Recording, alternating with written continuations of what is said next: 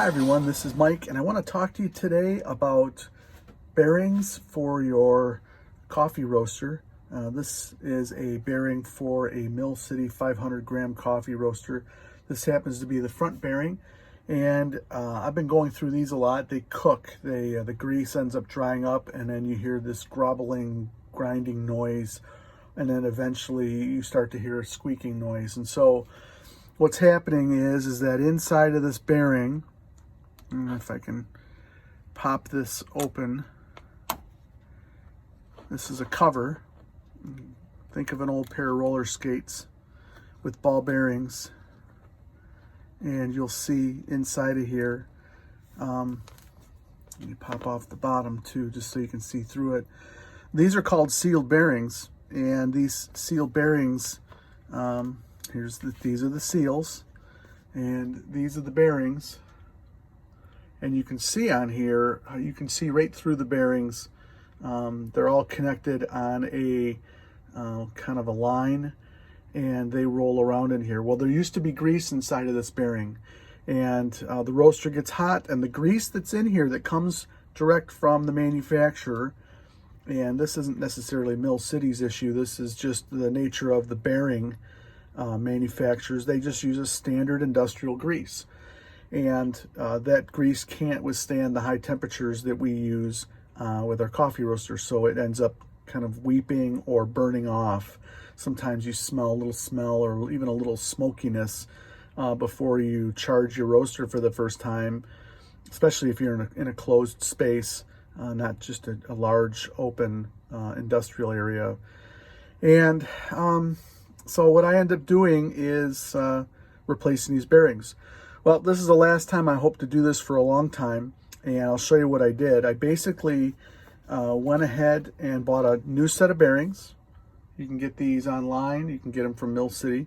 And I went ahead and used this product, Brake Clean, and I carefully sprayed some in a cup. This comes out very powerful, so I ended up covering up the cup, putting a tissue here, and then spraying through here for just a few seconds to fill the cup up, but I didn't want it to spray all over the place. And I ended up having that Brake Clean in there. Then I took my bearing, my brand new bearing, and I took off the covers. You'll need a very fine pin, and you saw what I did in the very beginning. I ended up inserting it between this metal edge and then popping it up, and then you end up going around and lifting the seal off. I cleaned off the seals. I put the bearing in grease, or I'm sorry, in this Brake Clean. I also used something with a bristle. Now you can use a toothbrush, but just be careful because you don't want this to spatter and get in your eyes. And I ended up using like a paintbrush and going around and then pushing the grease out through here. And then I ended up turning it over, doing the same thing, and it took a little while. It took 5 minutes or so for me just to go ahead and to do this. I actually had to put my finger in here, hold it, and then kind of rub like this, and some of the grease didn't want to come off, but eventually it came off, and you end up with a fairly clean set of bearings. Now this is a cooked bearing.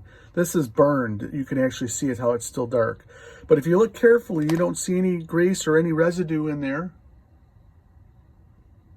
And once you're done with your brand new bearing, cleaning this off, taking a paper towel and drying this thoroughly,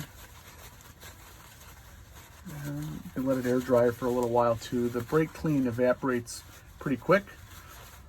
I recommend you use safety glasses, have this area be well ventilated because it does has smell. And then what you're going to do is take brand new, I'm using this high temp grease. This withstands temperatures up to 625 degrees. Standard bearings can barely handle just over 500, and then they start to deteriorate, break down, and then actually burn off, and that's called the drop point. So the drop point on a traditional temps are 500 degrees, and this is 625 degrees. So go ahead and I bought this tube at the like an auto supply store. And if you have a popsicle stick, something like that, you can take some of the grease. Now I'm even leaving it in this housing because I've tried to take these out and sometimes it breaks the housing, and this is evidence of that. So you don't want to do that. And you're just going to take the grease and you're going to kind of pack it in there like so, and just continue to get more grease. And it's okay if you're a little sloppy. I'm really smearing it in there heavy so I can push it down through, packing it down through the bearing. Now I'm just going to go ahead and use my fingers. I'm going to push this through here, and I'm going to turn the bearing over and do the same thing on the other side. You can already see it kind of oozing through on the other side. So I'm just going to do the same thing, pack that, get a little more grease, pack that in there. You can wear gloves if you want to wear gloves. That's probably a good suggestion. And this is what's called packing, packing a bearing. And so we're going to go ahead and we're going to do that.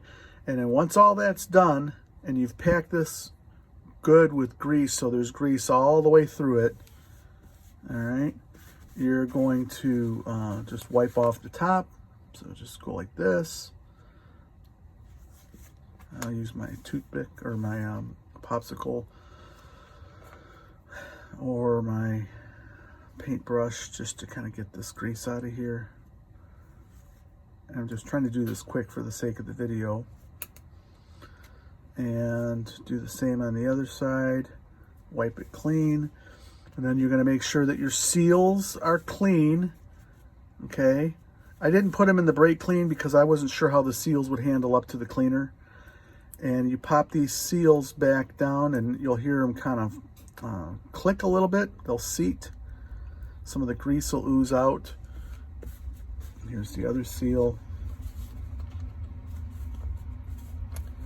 And I pop that on the back. Yeah, this is messy. Doesn't have to be messy, but this is a little messy. And so I'm just going to do this. Set this here for a second while I wipe my fingers off. And then I'm going to wipe off the bearing. And that's it. So you're just going to go ahead and install this. I've got a video on my YouTube channel on how to install or replace a bearing on your Mill City 500 gram roaster.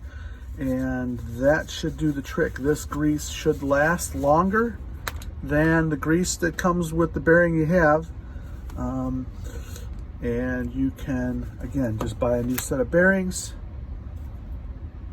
make that change. And again, I haven't done the best job of cleaning this up.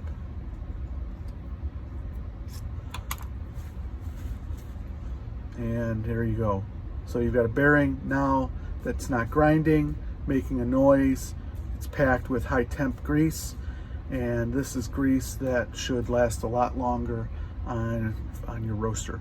Hope that helps. Leave your comments, ask any questions you'd like, and I appreciate you guys staying tuned for more future videos. Thanks.